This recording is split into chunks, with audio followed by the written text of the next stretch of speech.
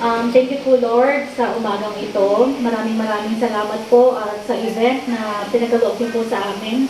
Naway maging successful po ang programa po ni Ms. Mara Tamundong. Gabayin niyo po ang lahat po ng mga senior citizen na nandito at ang mga tao po na nandito po sa amin. Maraming salamat po Lord. Guide mo po kami lahat nandito po sa amin. Thank you po. Amen. Thank you, Ms. Ibe. So, pwede na po tayong umupo lahat. Yan.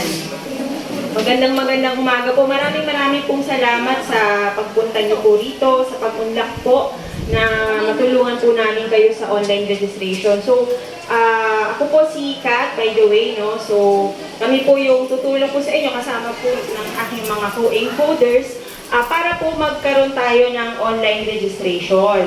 Ito po ay sa pamumuno po ni Ms. Mara Tamundong.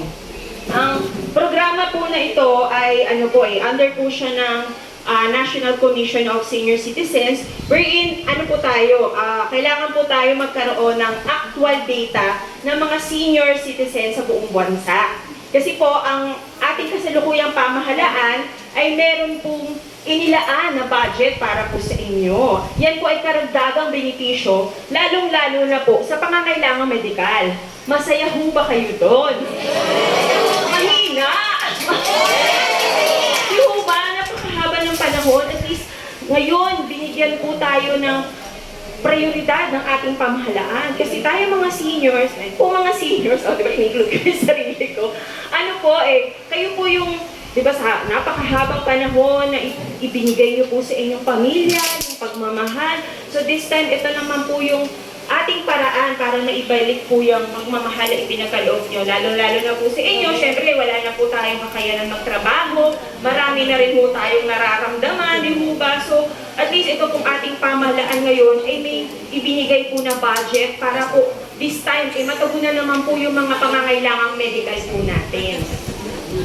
Po. So, itong pagre-register na to, actually ginagawa ko namin for the past, last year pa, no? Umiikot kami sa mga barangay, maging sa mga probinsya, sa iba't ibang lugar. Kaya kami po ay nagpapasalamat dahil nakapunta po kami dito sa lugar ninyo para this time ay matulungan din namin kayo sa pagre-registro. Nang sa ganun po, ang budget na yan, no? Yung mga benepisyo na yan, ay direkta pong mapunta po sa inyo.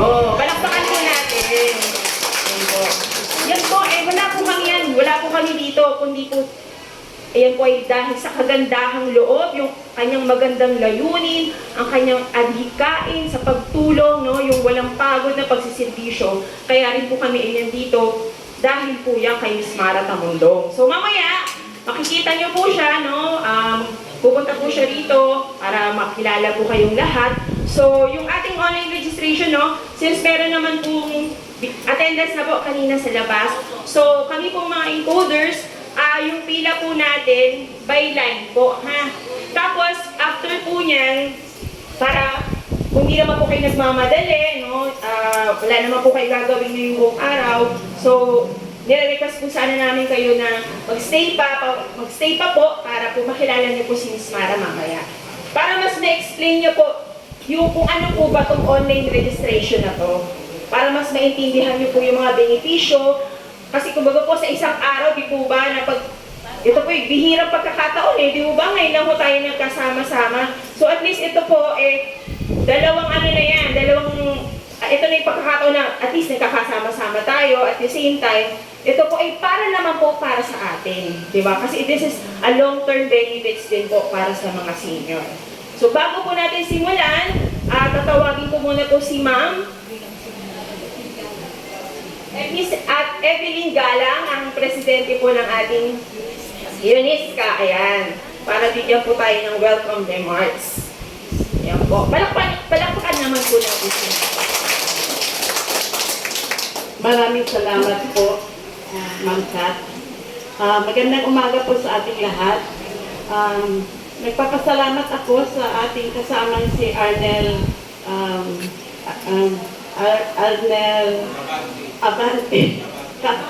Agravante.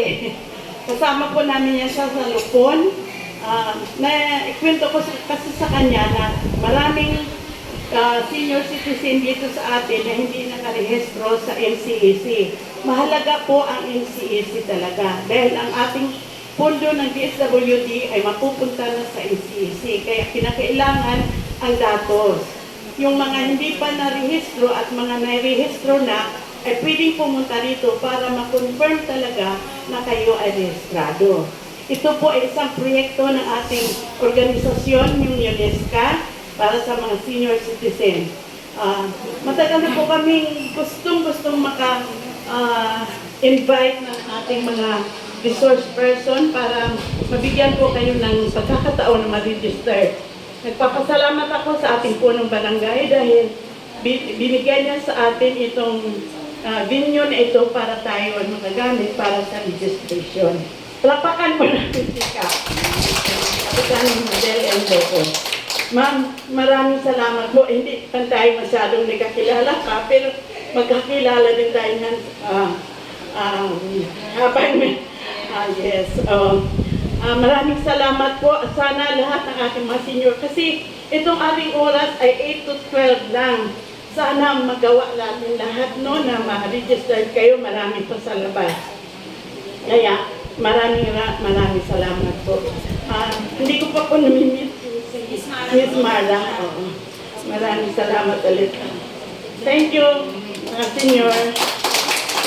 Thank you po, ma'am. So, ayan, simulan na natin. Paki-prepare lang po sa pagre-register natin yung inyong senior citizen ID po at saka po cellphone number. Ngayon, kung may dala po kayong cellphone, mas maganda po. Pero kung wala naman po, wala po kayong cellphone, pwede po yan sa anak ninyo or kamag-anak na kasama po sa bahay. Kasi napaka-importante po yung cellphone number kasi diyan po mag-a-update si National Commission of Senior Citizens regarding po sa mga programang ilalabas po nila. So, napaka-importante po yung mobile number. Tapos kung meron din po kayong email address, although bihira lang naman po although may mga encounter ako na senior citizen na may email address, pwede nyo rin pong banggitin po sa kami pong sa e-holders. Para at least, di ba po, meron din kayong update aside po dun sa cellphone.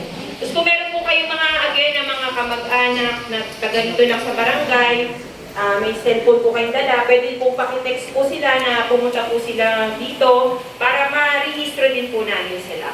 Plus, ang isa pa po reminder, no, yung mga senior citizens po, since tulad ng nabanggit ko kanina, di ba po, ang magiging focus po niya is sa pangangailangang medical, no? Hindi po ito additional na, iba po, itong benepisyo na to ay hiwalay po sa barangay. Hindi po ito yung parang sa pension nyo po, ito po ay ibang benepisyo po. So, more on ang focus niya po is medical. So, kailangan po na maging PhilHealth member din po tayo. So, kung sa mga iba po na hindi pa po PhilHealth, libre naman po yan. Pumunta lang po kayo sa any branch po ng PhilHealth office. Mag-register lang po kayo doon sa kanila. So, libre naman po yan. Para ma-avail nyo din po yung programa na ilalabas po ng ating gobyerno. So, ayan.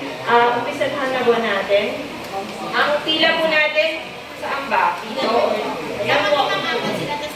Oo, yan. So, 4, tapos 3. Ayun, isa pa upuan. Para po, po tayo organize? Lang po. Kalinya. May mga tanong mo ba bago po natin simulan? Pwede po kayo magtaas ng kamay kung may mga tanong po. Malinaw naman po, Malinaw naman po. Isa pa po, banggitin ko na lang po, no? Isa sa mga programa nito, pagka umabot na po tayo ng, I think 80 or 85 years old, meron na po yung additional na 10,000, 90, 10,000, 95, 10,000. At syempre, pag umabot tayo ng 100 years old, 100,000 po, di po ba, ang ibibigay ng ating pamahalaan. So, kailangan, kayo pong mga senior citizen, wala po tayong dapat isipin, kundi pangalagaan ang ating kalusugan para mabuhay tayo ng matagal. Di po ba gusto niyo yun? Yan, okay. So, sige po, mag-umpisa na po tayo, byline po, ha? So, kung hindi naman po kayo nagmamadali, nakikiusap po ako na mag-stay po kayo kasi mamaya po nandito po si Miss Mara Tomondo. Siya po ang dahilan kung bakit nangyayari po itong mga to. No? Kasi dahil, again, siya rin po ay itinanghal ng ating National Commission of Senior Citizens bilang the authorized person na mag-conduct po ng online registration sa bansa. Ayan. Sige po, maaari na po nating simulan.